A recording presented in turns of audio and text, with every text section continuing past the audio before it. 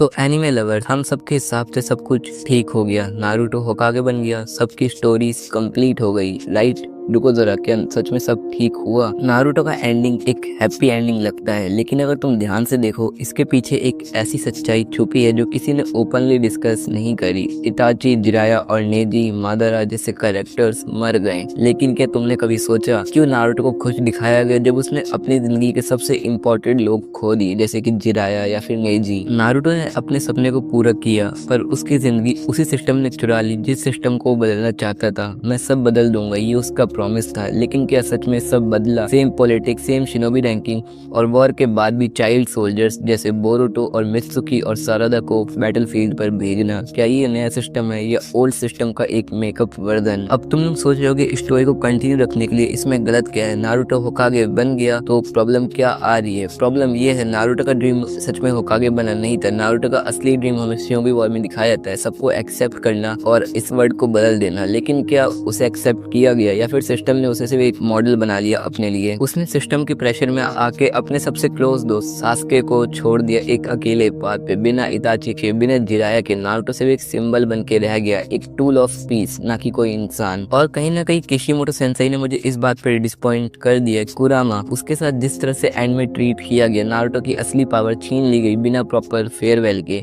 ये एंडिंग हमें दिखाता है एक मुस्कुराता हुआ नारुतो, पर अगर तुम उसकी आंखों में देखो तो अब वो वैसा नहीं रहा जैसा नारुतो शिपुडेन के पीक पे था या फिर अपने क्लासिक सीरीज के अंदर था। वो एक वॉरियर नहीं, एक वेपन बन चुका था सारे शिनोबी वर्ल्ड के लिए। आखिर में जिस वॉर को स्टार्ट किया गया था नारुतो को बचाने के लिए, उस वॉर को नारुतो ने ही पूरा किया और सब कुछ इस तरह से ही खत्म हुआ। तो अगली बार जब भी कोई ऐसी रील आए जिसमें नारुतो की एंडिंग को हैप्पी एंडिंग बोला जाए तो ध्यान से सोचना कि सच में नारुतो जीता या सिस्टम ने उसे जीतने का इल्यूजन दिया।